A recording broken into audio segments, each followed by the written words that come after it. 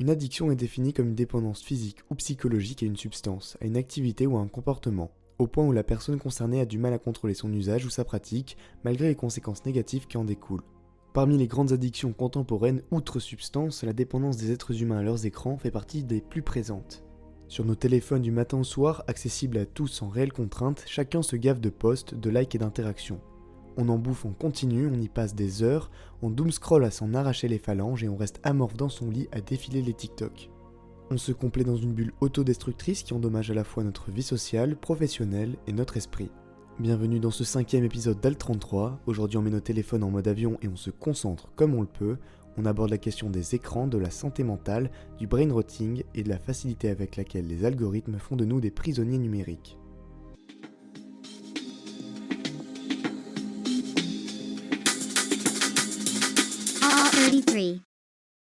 Le brain rotting, c'est une expression anglaise qui peut être littéralement traduite par pourrissement cérébral. En gros, c'est quand votre cerveau surchauffe totalement, qu'on a l'impression de perdre ses facultés mentales ou de se sentir mentalement épuisé. C'est un terme multicasquette qui, dans d'autres contextes, peut aussi décrire les effets négatifs d'une overdose numérique et médiatique sur la santé mentale. Le brain rotting est multifacette, il peut se produire pour diverses raisons. La première, c'est bien évidemment la surexposition aux écrans. Passer de longues heures devant la télévision, les réseaux sociaux ou d'autres formes de médias peut parfois conduire à une sensation d'épuisement mental, surtout si le contenu est stressant, négatif ou addictif. On a tous eu au moins une fois des migraines désagréables après avoir passé une après-midi ou une soirée entière, la tête dans la télé ou les yeux collés à son téléphone. La deuxième suit la trame du premier, si on ne s'engage pas dans des activités mentalement stimulantes, on peut ressentir une stagnation mentale. La sensation de faire du surplace, de gâcher son temps, on la retrouve évidemment quand on est surexposé au contenu multimédia. Outre ces deux points, on peut aussi noter comme principale raison le stress et l'anxiété, ou encore l'isolement. Tous deux sont liés une fois de plus à l'addiction aux réseaux sociaux, car si on y pense, les réseaux sociaux sont des outils anti-stress omnibulants et glorifient les relations parasociales aux dépens de l'inclusion sociale. Le lien entre utilisation excessive des réseaux sociaux et brain rotting paraît presque évident, d'autant plus lorsqu'on se penche sur l'aspect addictif et pervers des algorithmes. Les algorithmes des réseaux sociaux sont tous à peu près conçus de la même manière. Leur but est de maintenir l'engagement des utilisateurs, donc notre engagement, en nous montrant le contenu qui nous plaît. On se retrouve dans une spirale numérique, on tourbillonne avec une infinité de choses qui pourraient nous intéresser. Le pervers se cache dans cette infinité, il n'y a pas de cesse, on scrolle jusqu'à ne plus en pouvoir, pendant que les algorithmes nous gavent de contenu. Le fil, qui avait autrefois une fin, ou qui était partiellement fini, n'est plus. On se retrouve donc sans barrière, laissé à notre merci dans cette euphorie générale. On devient beaucoup, mais alors beaucoup plus facilement distrait, notre taux d'attention baisse et notre productivité avec. Impossible pour nous de suivre quelque chose plus de 10 secondes, notre cerveau est conditionné à consommer du contenu de courte durée qui apporte un flot de dopamine très important. Ce sont les fameux dopamine rush. Pour faire court, tout commence quand on consomme quelque chose qui fait plaisir. C'est ce qu'on appelle le stimulus. Les neurones dopaminergiques dans le cerveau détectent le stimulus. En réponse à la détection, ces derniers libèrent de la dopamine dans les régions du cerveau qui génèrent une sensation de plaisir. Le cerveau associe alors le stimulus agréable à la libération de dopamine, renforçant ainsi l'importance du comportement ou de l'activité qui a conduit à ce cycle. Si on arrête, on en veut plus. C'est le mécanisme type de toute addiction.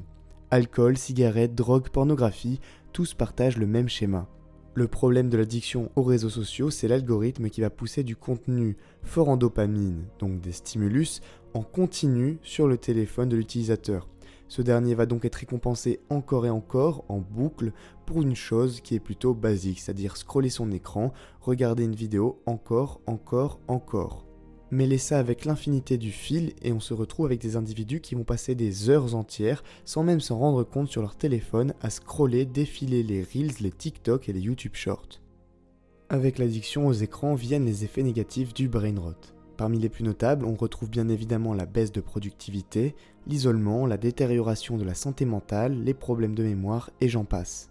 On devient totalement happé par nos écrans, c'est une génération entière qui devient des iPad Kids.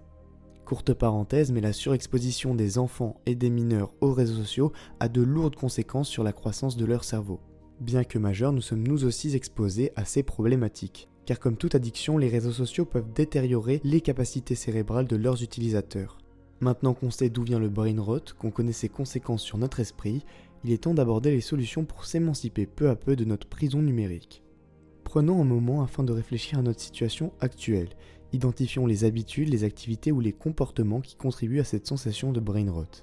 Si comme moi vous pensez que l'utilisation excessive d'internet contribue à cette sensation, envisagez de réduire le temps passé sur les réseaux sociaux. Fixez-vous des limites claires et utilisez ce temps pour des activités plus enrichissantes.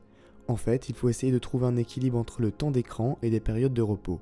Personnellement, je ne vous conseillerais pas de juste cut off les écrans d'un coup.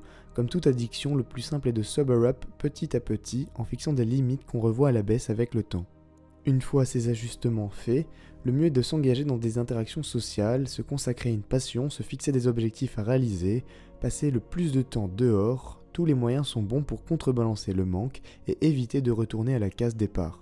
Évadé pour l'instant, je sais tout de même qu'en tant que doomscroller récidiviste, ma cellule algorithmique n'est jamais très loin.